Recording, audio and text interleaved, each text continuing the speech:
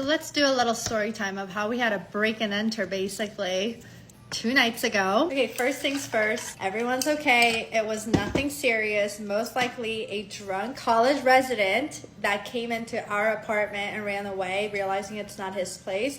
But my biggest question was, how the heck did he get in to our apartment? So it was around 1:30 in the morning when Phil and I were staying up late watching Harry Potter, Order of Phoenix, and I got really tired. And when I'm tired, I'm out like a light. So I told him I'm really sleepy, so he turned the TV off, and I literally passed out immediately. Like 30 minutes later, I was sleeping on his chest. 30 minutes later, I just feel him like fumbling out of the bed so fast, and then I just see him rummaging through the nightstand. So I was like, what the hell are you doing? And he's not answering me. He just keeps rummaging through. I was like, Phil, what are you doing? Because now I'm like getting scared. He's not even answering. So then he finally looks at me and he whispers and he goes, someone's in the house. I was like, what do you mean someone's in the house? And at that point, like my heart's starting to race. Then I hear the front door close. So I'm frozen still in bed, my heart's pounding. Phil's looking for something in the nightstand. Like, what are you looking for? He pulls out a whittling knife and like just to protect himself because someone was in the house. So he leaves. I'm like at the edge of the bed, like under the covers, like clenching my butt cheeks because I'm so scared and I don't want to get out of bed. And I'm like, is there anyone out there, Phil? And he was just like, no, it doesn't seem like anyone's here. So he searches the entire apartment. I called the downstairs lobby. I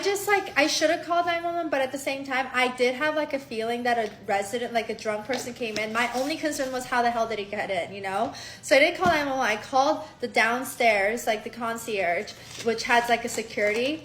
And she goes, you said what? And I said, someone was in our apartment. I just wanted to know, did you give someone the key? Okay, so at the lobby, they have like a universal key. In case someone's locked out, they can get in it. It's kind of like a hotel key. It's a card.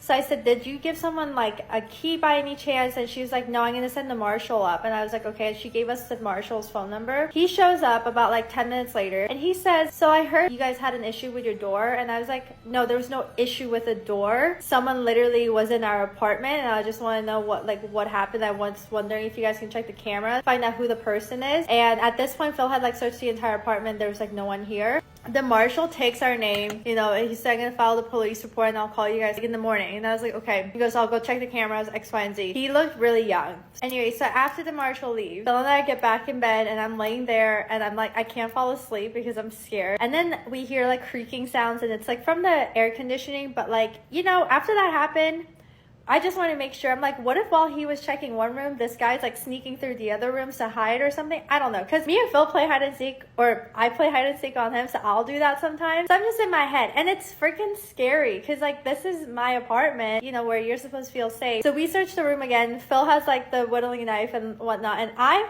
meet with a fist. As if I'm gonna do anything with my fist. Anyways, he searched the whole place. There's no one there. I finally fall asleep from 2:33 a.m. I wake up in the morning. We don't get any calls. The management called me. The building sub-management or something. She called me and she said, hey, Abby, I just wanted to check in because I heard there was something wrong with your key fob. I'm like, why is everyone saying it's a key fob door? Someone was literally in our apartment and it's literally breaking and entering. No one was hurt. It wasn't anything serious or dangerous, but still, that shit is scary. So anyways, she was like, you know what, I can connect your door lock into my computer and we can see who scanned in. Are you sure you didn't leave the door open accident and then someone walked in thinking it was their apartment? I was like, no, I vacuum every night. That door was closed. We didn't deadbolt it, but no, it was closed and it automatically locks. That's another thing about this apartment. This is literally a hotel door where as soon as it shuts, it just locks automatically. And the door is so heavy that once you let go, it just closes and locks. So anyways, and Phil was up. So he heard the door unlock. He just thought it was our neighbors,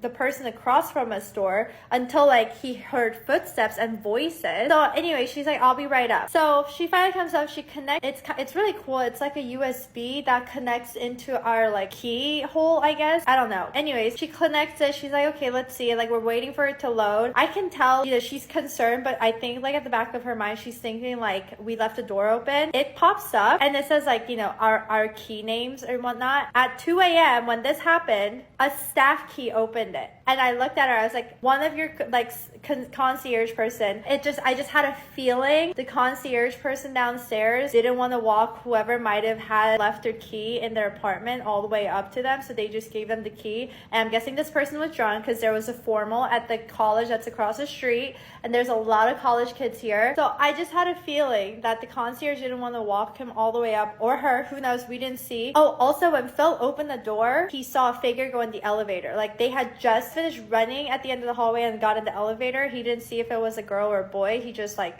saw a figure. I just had a feeling that maybe the concierge like gave him the key instead of walking him or she up, which is what you're supposed to do. And that person was too drunk and got off on the wrong floor and then came to our apartment, which is so messed up. Like it's 2 a.m. I don't know. It just was so frustrating. So anyways, I'm like, I just want to make sure that is what happened. If that's what happened, that's annoying. You need to like have a talk with your concierge. Like that is not okay. Second, what if that's not what happened? So I want to see the cameras and the footages.